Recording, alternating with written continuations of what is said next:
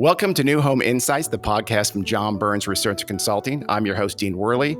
If you want to follow market trends, demographics, capital, new ideas, and endeavors that touch on housing, we're going to try to make sense of that every couple of weeks. Let's go.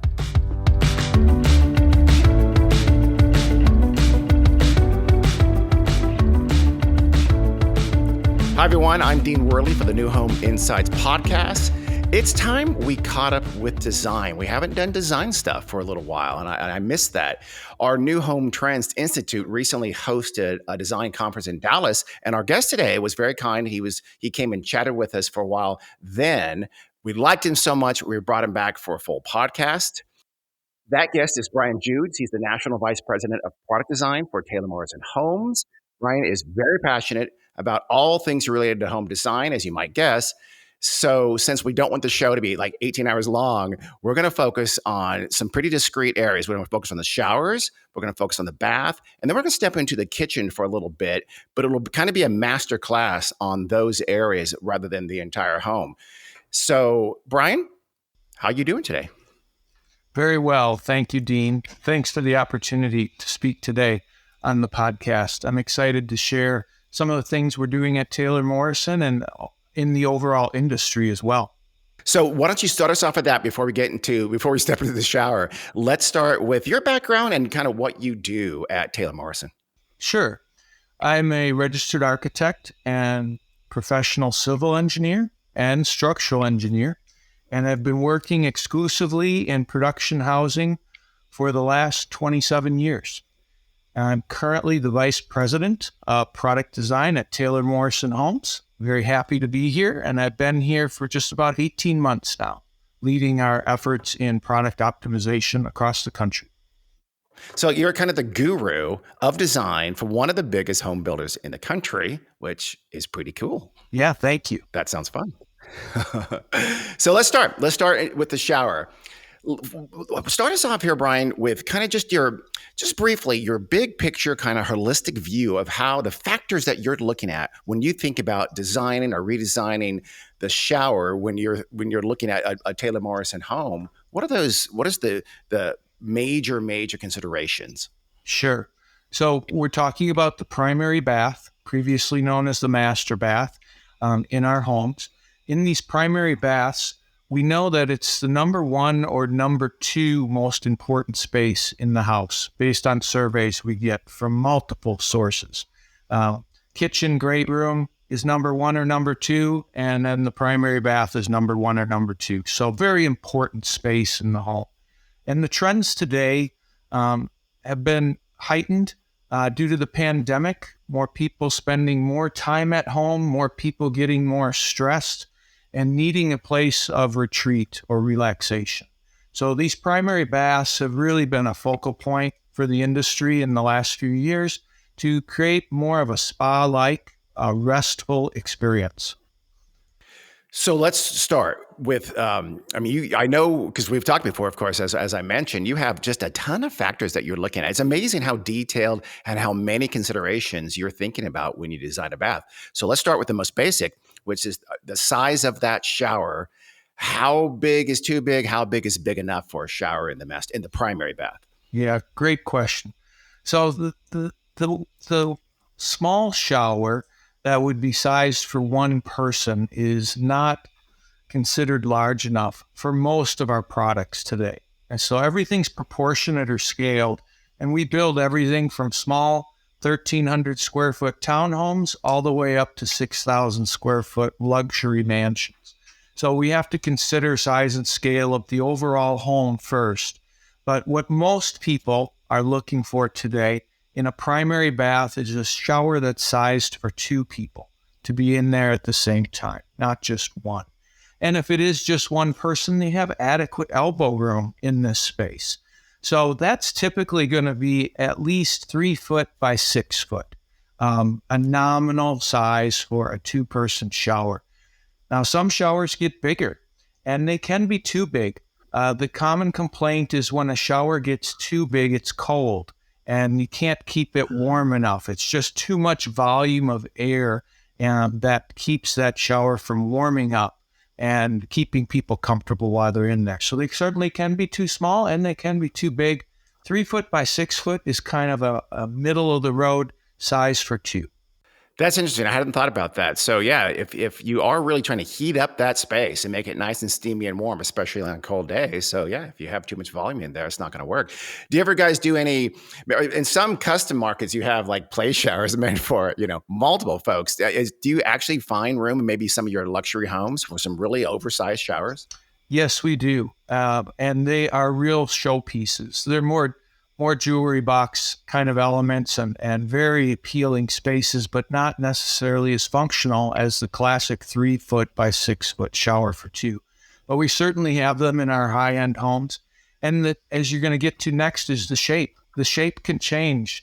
The common basic for simplicity is this rectangle.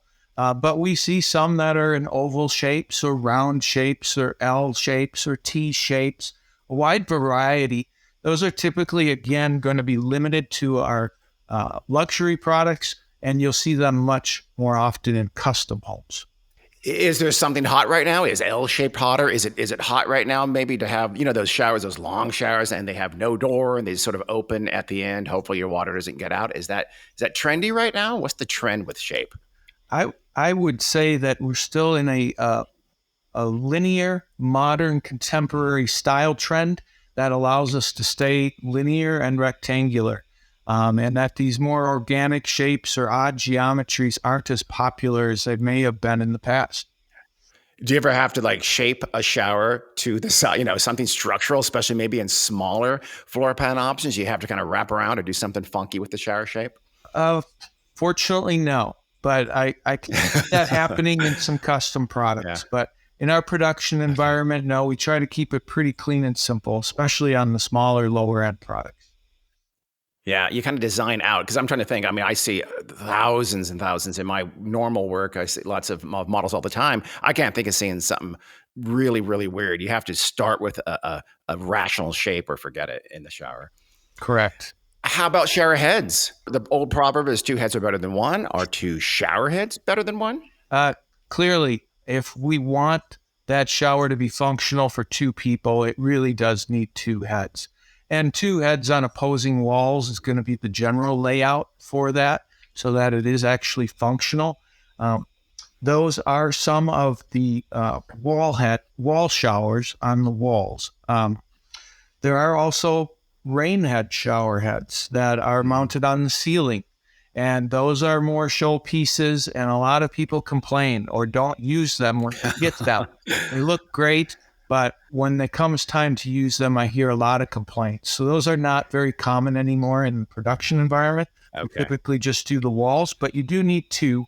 And then the other trend, and especially in our active lifestyle products, we have our Esplanade brand, where we cater to active lifestyle or resort lifestyle living.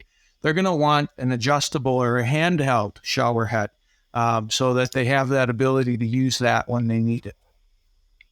Yeah, and you're thinking about things like height. I remember olden days going to my buddy's dorm room at San Diego State as a prelude to going to Tijuana, and I'm not kidding. The shower heads were a little above hip height. It was ludicrous. Are you thinking?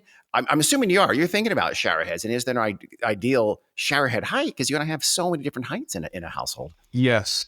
And I think we've come a long way. Hopefully we don't see any new products with the hip height shower heads anymore. I think most of the industry has gotten a pretty standard shower head height that's going to be between 6 and 7 foot. And that accommodates, I think, the vast majority of the buying public today. Yeah. Are you testing that? Do you test people tastefully clothed taking showers to see how they work with shower heights? We have not. Is that part of your job? I haven't gotten that far yet, but it's a good idea, D. I might start a consultancy. Okay, let's talk about the valves. No one wants to have to turn on the water and get sprayed in the head or have to do some kind of crazy configurations, reaching and stretching. How do you think about where you turn on and how you have the hot and water work together? Yeah, great. Hot and cold water. Great question, Dean. This one really seems to get overlooked a lot. And as evidence of that, I would just cite my visits to completed homes of our competition and going on the internet and looking at Pinterest pictures of completed showers on homeowners with their happy remodel and posting all these new showers that they've designed. And to see these valve positions to turn the water on and off, it's incredible that it often seems to get overlooked. There's two key things to keep in mind. As you indicated, number one, you need to be able to turn the water on and off without getting wet. So it can't be too deep into the shower. And then secondly, just as importantly, I think, is you need to be able to adjust the temperature and still be getting wet or in the stream. Because some places they put the valves by the entry of the shower and it's too far away from the shower head that adjusts the temperature. That would work if you had an auto adjust or a sensor that putting out the perfect temperature that you've selected digitally. But most people don't have the means or wherewithal to have that kind of technology in their showers. So most of us have a manual shower head. We need to be able to turn it on without getting wet. We need to be able to adjust the temperature while we are wet. And have enough space to get out of the way while it is changing temp. That's correct. Critical. And since you and I spoke in Dallas, I actually have. So I walk a lot of models. And most recently, I was thinking about this because of our conversation back a month or so ago. And I will say, most of you and your competitors, in fact, all of yours and your competitors too, they do it right. I won't say who the builder was, but I did run across one that's like, there's no way I can't get wet turning the water on. And this is a brand new home. Speaking of Dallas, I mentioned back when we spoke before that I would love to see what you just said, which is shower temperature expressed digitally and controlled digitally. And then Carrie Seymour from Kohler, friend of the show, mentioned we already do that, and I was very embarrassed. Are you guys at Taylor Morrison? Are you doing that? Do you have digital controlled shower temps? Not that I'm aware of. It's a good question. That would be a better question for our purchasing leadership to decide. Okay. If you use that, it would most likely be limited to our higher end luxury products. Yeah. I want it. As I said, I was so annoyed that A, it's in existence, and more so B, that I don't have it. So windows, light, another thing you're constantly thinking about. You've got to, isn't natural light kind of the key? Even in the shower, you got to think about things like height and frosting or things like that. Yeah, we know from all of our surveys, again, that some amount of natural light in these primary bathrooms is critical to create the spa-like restful experience. You can imagine yourself in a primary bath with no natural light, and it is not a restful or spa-like experience. It's dark, cramped typically, and just not a place where you want to spend your time. So we need some amount of natural light. Most will say more the better, up to a point of privacy. So you indicated on what is that level, and is it the amount of glass or the sill height of the glass or how close your neighbor is to you, the side yard depth? Do the windows align between your house and your neighbor's house? A lot of variables there, but we're sensitive to that. We typically try to keep our sill heights in the shower 4 or 5 feet off the floor. That seems to satisfy most people. For those that want more, there's always a frost or a film they can put on the glass or a curtain or other mechanism to provide the privacy. But we definitely want to be able to accommodate the natural light, to open up that space and make it feel larger. Shower doors. I'm sure you're thinking about that as well. Is there a trend there? Is there something that's the hottest thing right now in doors? Yeah, the trend really has been no door recently. It's amazing. 20 years ago, we had what was called the snail shower. And those were the doorless showers that often had a geometry that was associated with a snail or some sort of curved entry or angular entry to get in there to protect the rest of the bathroom from getting wet. But they took the door off. And then that went away, and for the last 20 years, we've done doors. And these frameless doors have taken over the industry as opposed to the framed door. So the frameless heavy glass door has really been the trend up until recently, in the last few years, where we're seeing more and more people going without the door. And these are in these expanded showers. They have a dry-off pad outside of the shower pan itself. so that you don't need this door. And it's really one less piece of glass to have to squeegee and keep clean. Yeah. So from a practical standpoint, I think the buyers appreciate them and they live in them. They appreciate it. The only complaint without a door is that sometimes it can be cold again in the shower because you're not able to trap in the heat and the steam. So those are the trade-offs: more squeegee or more cold. That's well. I don't do the squeegee part. So, but I'm a slob. How about bench seats? Is that also, as we age as a demographic, and I'm sure that is going to be different for different buyer targets, buyer segment targets. But is bench seats within the shower a trend right now? I see more without. I think, again, the contemporary lean, mean architectural styling has these showers without the bench seats in them. Or if someone needs it, I see the teak bench. It's a freestanding teak bench be placed in the shower as a nice furniture piece. So you'll get that functionality without interrupting the clean lines of the shower and the tile work that's being done. There's so much decorative tile and materials and surfaces available today that people don't want to interrupt that with this utilitarian bench that we used to see built into the tile work. Yeah. So I like the teak benches as far as keeping the lines of the tile in the shower clean and crisp for those who don't need the bench. Yeah. Depending on your consumer group, though, there are multiple needs. Yeah. Some will need a bench to actually sit down, but more than likely the bench is more of a toe ledge for shaving up the legs. And that has to be properly placed and sized onto where it is. And people have preferences, but generally needs to be near the shower head so that it's functional. And there are some that are doing the little triangular corners for a toe ledge, just clipping a corner in the shower. And there are others that will go clear across the width. So no real strong preference there. I see both being used today. I'm assuming, though, on your Esplanade you mentioned, which is a 55 plus product line, I'm assuming you're going to have bench seats either more common or even universal when you're doing that design. Correct. We definitely have a higher need for our aging or more mature buyers.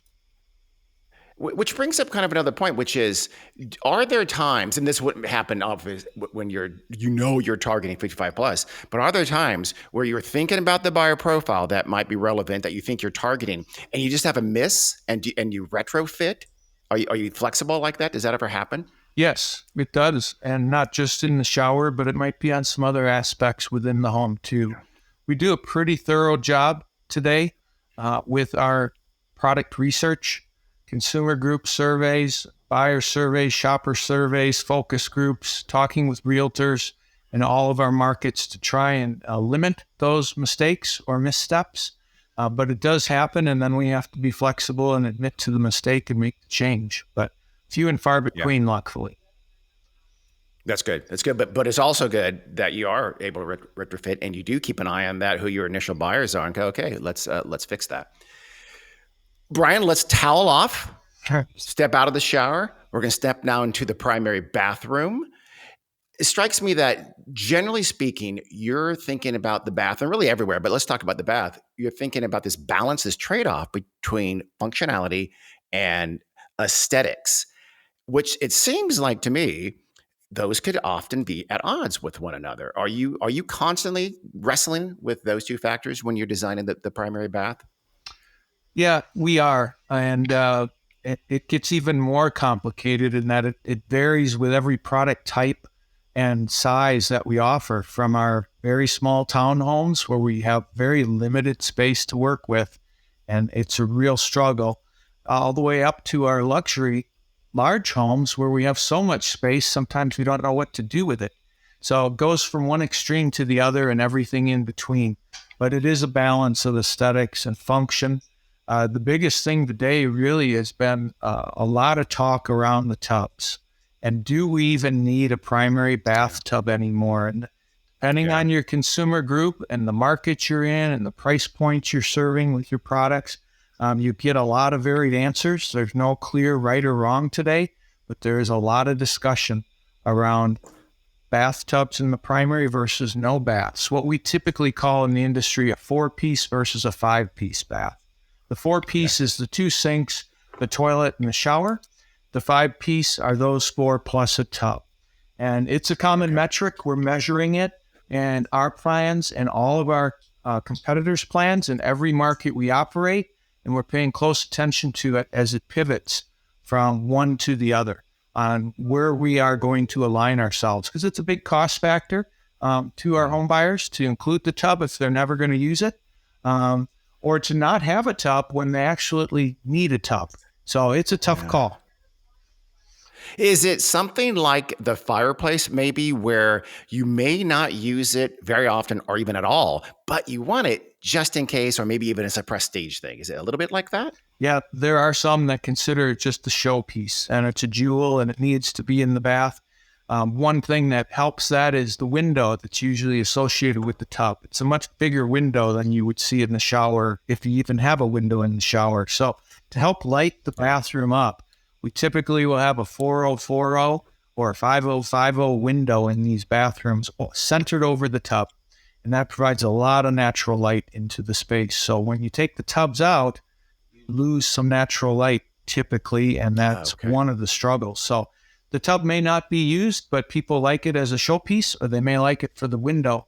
And even if they only use it a couple times a year, they want it, or they want it for resale. They consider it a valuable piece that they need to have in their homes. But they seem to be shrinking. And your surveys at John Burns that we get from the New Home Trends Institute are showing that the younger buyers today are yielding on the tub, and they would rather just have the shower and take the cost or the price of that and spend it somewhere else in the home. But you mentioned the window here, and you mentioned that a minute ago. This is where you have to be super careful and line it up, because when your neighbor asks you, hey, what time do you think you can take a shower tonight? A, you call the police, and B, you think about maybe how your window is lined up. Are you always looking at the site plan and thinking, okay, we've got to offline these windows, or we shrink them, or frost them, or what have you? Correct. How about in terms of there's a beyond light and beyond natural light, which I know is a huge design trend right now. It's that naturalness to it. Like, are you doing like stone accents or things like that to make that bath area, that primary bath, look very natural? Yep. And the color palettes and materials, a little outside of my expertise, that gets into our interior design team's work and our design centers and our packages that we have. I know a little about that in the trends, but certainly not my expertise. I'm more on the functional side of how big our bathrooms are and our plumbing fixture count, the length of the vanity, and other things that we're including in these bathrooms from an architectural standpoint. But I know natural materials and the muted color palettes still very popular. How about, and this may be exactly what you said you're not doing, but like Hollywood lighting. I read something that where Hollywood lighting is out, that harsh, in-your-face lighting and more natural lighting is in. Yeah, good question, Dean. That is in our architectural drawings. So our electrical plans need to identify what's the lighting throughout the house, including our primary baths. And yeah, the days of the Hollywood light bar, this wall-mounted light fixture that sat above the full-length mirror on the vanity, which is also a point of discussion, our mirrors.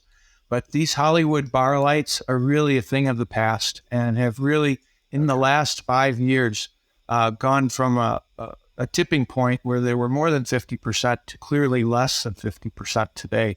Today, the typical are just the LED wafers on the ceiling. And instead of a full-length vanity mirror, now we're doing smaller framed mirrors on the vanities, again, to create a little warmer space. And not just this big fishbowl with this full-length mirror and this bright light shining in your face. Yeah, because they are not friendly to your face. At a certain age, you think, wow, that's unhelpful. Thank you, designer, for making me look like I'm a crone. But you're really, like you mentioned a minute ago, we were trying to get that bathroom to be spa-like, to be restful. So if someone were to like puns, they would say something like, "Are you putting the rest back in restroom?" But that would be cheap, so I won't say that. But it is kind of interesting though, right? Bathrooms as spa. Yeah, that doesn't track naturally. But is that the trend? Yes, it is, and you'll see it throughout the industry today. And I think a lot of it just has to do with the floor space. How close are the two sinks to one another that are in there? How much space is there between the sink perpendicular out to the next wall or plumbing fixture? Can someone walk past someone while they're using one of the sinks? Or is the bathroom so narrow that you can't even walk past somebody when they're brushing their teeth? So to blow open the space, to create a little more room where we can afford to do so, just makes it bigger and more functional and more restful. It's not a hurried experience where you just get in and out of there as quickly as you can every morning and evening, but you actually may have even a place to sit down, a small bench somewhere to just take a breather and have a space to decompress a little bit. I saw somewhere else, and you might have sent it to me because you sent me some material. So I'm like, hey, check this out. And that workspaces, like dedicated workspaces, are appearing in the primary bath or something. I guess, I don't want, it's not like the home office, but like some extra spaces are appearing in the bath. Did I read that right? Yeah, I wouldn't say work from home spaces, but again, just a restful space. Although it can be a place to sit. It can be a place for a piece of artwork, a functional bench, a place to sit and rest, read a book even. Some bathrooms will have a small lounge chair in them or a cushion chair just to sit and relax. So where we can accommodate that in our larger products, we will do so. And they show really well in our models when we do that. How about humdrum things, just like where you put stuff, like those old school narrow medicine cabinets, which I think are done now. But are you thinking about where storage is? Is everything supposed to be on the sink? How are you thinking about that? Yeah, good question. Really, first off, the medicine cabinets. So the in-wall medicine cabinets really are also trending down and out, that more and more builders are pulling them out. It helps cost. It helps take another reflective surface on those sidewalls out of the bathroom because we don't do the full-length mirrors as much as we used to. We have the smaller vanity mirrors at the sinks, and now we get rid of the medicine cabinet mirrors. And we now need to find other spaces in the bathroom for those things that were stored there. So you do need at least one drawer bank in your vanity bases. And in small products, that can be difficult to find that space. You need at least 6 foot on the primary bath vanity to have 2 sinks and a 12-inch drawer bank in between. Because your sink bases are 30 and 30 inches, and then you need the 12 inches in between, so you need a minimum of 6 feet. And a lot of our competition doesn't offer that. They offer only 5 feet. Yeah. And with 5 feet, you get no drawers typically. And that really can be challenging once you move into that house to find a place to put your toothbrush other than on the counter. Yeah. So it's a good point. Anytime you're over the 6 foot or 5 foot minimum, you get into the 6 foot and beyond, you're going to be able to get some drawers in your vanity, and the more the better. And some of our vanities go all the way up to 12 feet long, or we'll split them and there'll be 2 6-footers, one for each of the occupants in the hall on our luxury end. So it just gets pinched in our entry-level products and our low-end products to get that space. But then your significant other takes up all of your space, and you have space for like a toothbrush and a shaver, and that's it. Sorry, just kidding.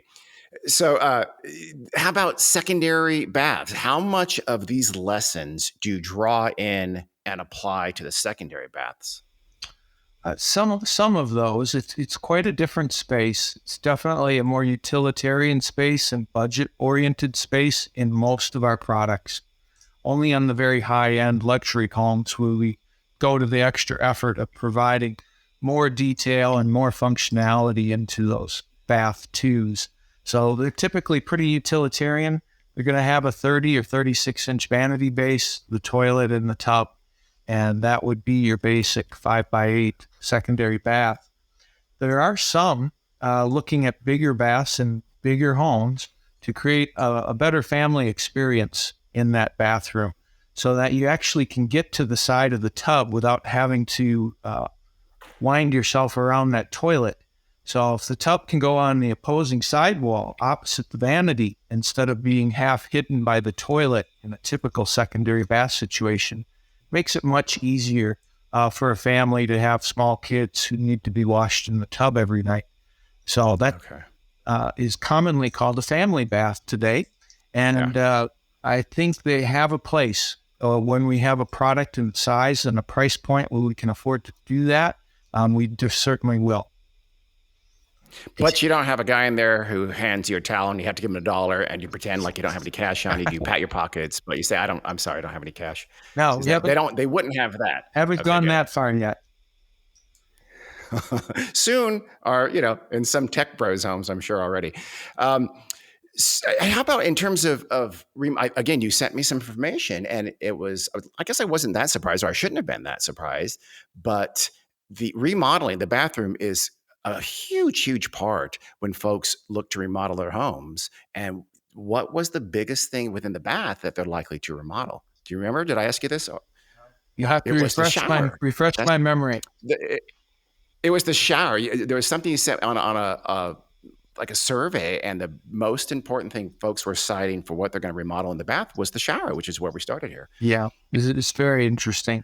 I think bathrooms and kitchens clearly dominate the remodeling industry.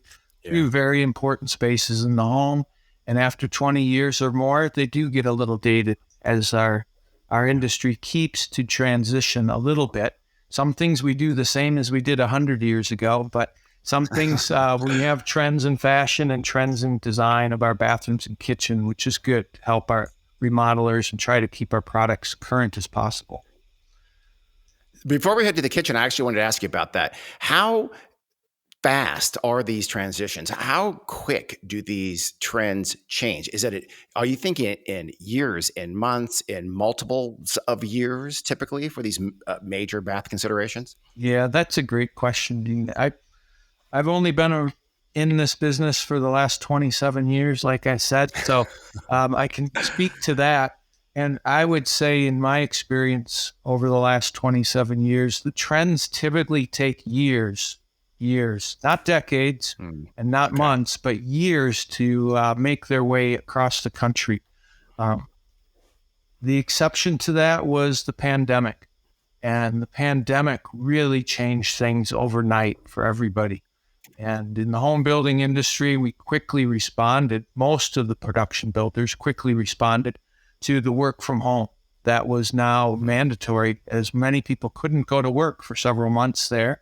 And then today, now 3 years later, we still have the majority, I think, of workers in a hybrid work situation where they're at least working from home 1 to 2 days a week. Well, that requires some work from home space. And that trend, happened overnight.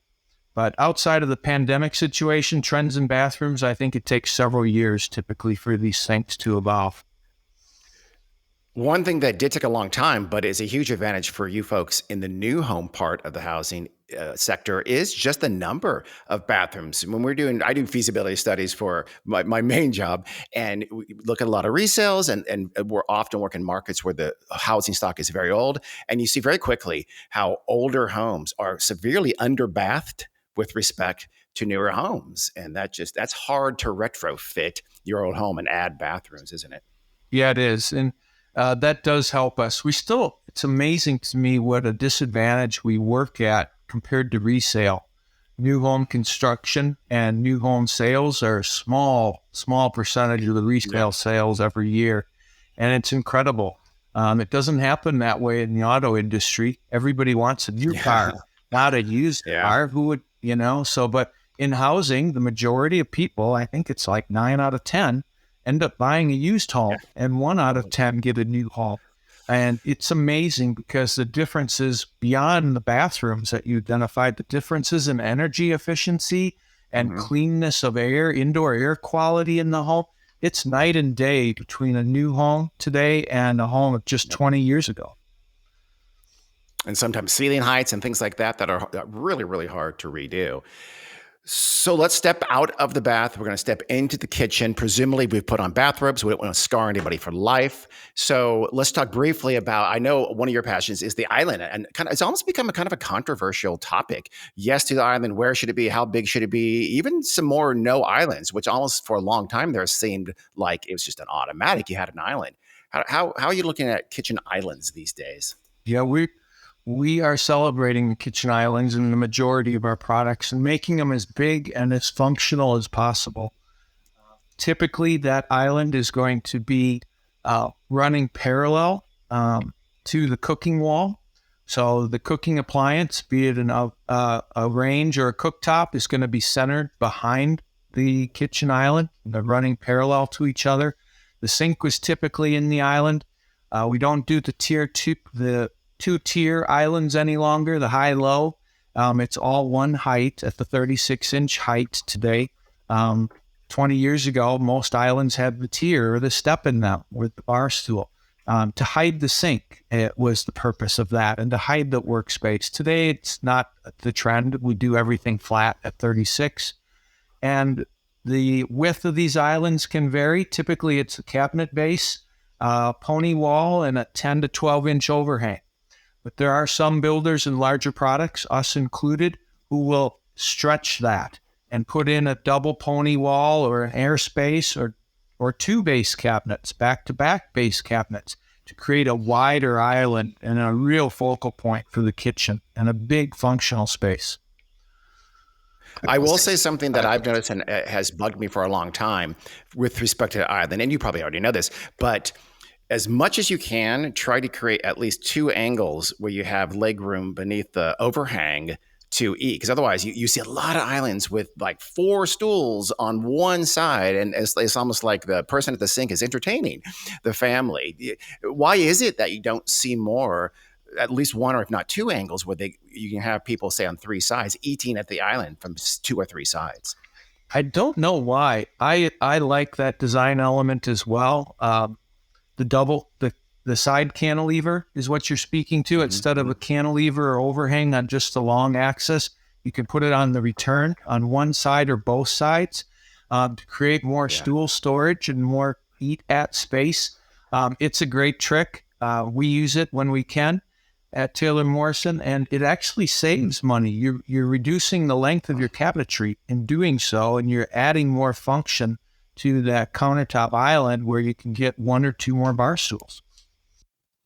I imagine maybe it cuts into under sink space on the island, maybe storage space, or maybe it just increases the amount of space the island takes up and cramps, makes the kitchen itself more cramped, I imagine. But gosh, it's worth it because so many folks eat at the island nowadays. Yes. It's the norm almost, it seems like. How about the kitchen work triangle? What do you think about that classic of kitchens? I don't hear it discussed much anymore. 20 years ago, everybody was measuring with their scales on their floor plans exactly to the foot. What was the distance between the sink, the refrigerator, and that cooktop or range appliance? And there were rules that one should stay between a certain minimum and a certain maximum and create this work triangle. But today, I think most buyers appreciate as big as kitchen as possible. Now, we don't want to replace the refrigerator in the laundry room or the garage and create something crazy, but we do want our kitchen to be as large as possible. That includes the island, that includes the countertop spaces, the cooking wall, and the refrigeration wall, wherever that refrigerator is. So I don't think there's any maximum anymore on the work triangle. We try to make them as big as we can in our kitchens today. Yeah, but like you said earlier, when you get down to that 1,300 square foot attached townhome, you've got to start making decisions, don't you? Yes. Making trade-offs. There's only so much we can do in those tight spaces. We do put a lot of emphasis, though, on our kitchens. We know, again, it's number 1 or number 2 in most consumer surveys. Very important space. Anything else in the kitchens before I ask you 2 surprise questions? Oh, I think briefly about the pantry. The pandemic also heightened everyone's awareness about the pantry and storage, and people were hoarding food and toilet paper and all kinds of crazy things during the pandemic, and you needed storage space. So the pantry became a heightened awareness if you didn't have one. If you're in a 20 or 30-year-old home and you didn't have a pantry, I don't know where you put all this stuff. But most new homes today have a pantry, at least a reach-in pantry. And the majority of our products today have a walk-in pantry, even all the way down into our smaller products. And these are really good functional spaces, and they've never been more important than they are today for us to have storage of materials. You couldn't go to Costco without a pantry. Costco, it dawns on me, should subsidize people's pantries, I feel like. It's a good point. Okay, so here's my two questions for you. I don't know what the right term is, but dead rooms. I'm going to ask you a couple of rooms, and we're going to the rest of the house now. Is the formal compartmentalized dining room adios? Does anyone want and use that kind of space any longer?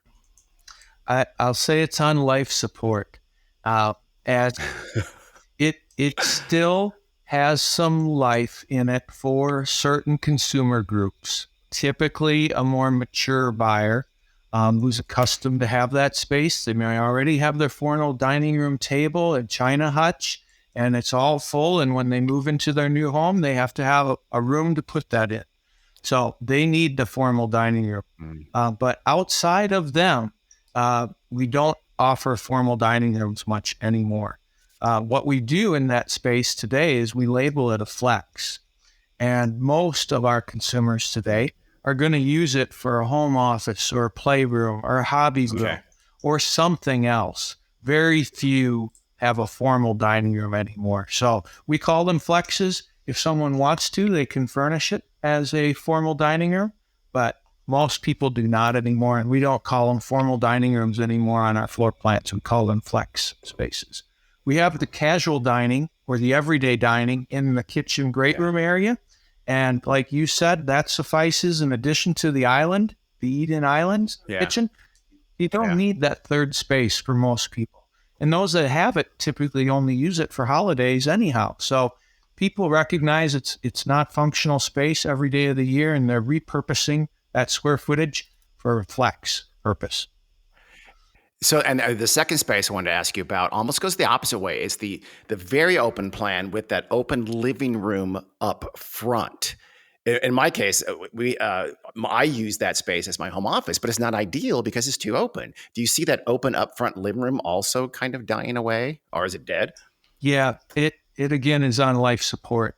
And to have a living room or a true parlor anymore up front for guests with a second sofa and sectional or sitting area for visiting with guests is very old-fashioned. And again, a very small percent of our buyers today would use that space for that purpose. Most today will use it for a home office like you described. So therefore, we try to give them more privacy and create some more walls around that space. And typically, we'll even offer doors, double doors with glass in them to be able to enclose that space to make it a true private work from home or study from home space. Yeah, close it up on three sides, maybe do like a barn door or something like that. Or even if it's open on that fourth side, it's still vastly better than that wide open old school living room space. It's not ideal. It's why I have a virtual background or a screen behind me at all times when I'm on these Zoom calls like this. Brian, this has been tremendous. I told the listeners they were going to get a master class, especially in the shower and bath, and they for sure did. I really appreciate you coming on. Thank you, Dean. It was my pleasure. This is Dean Worley for the New Home Insights podcast. Thanks so much for listening, and we will pick it up again in a couple of weeks.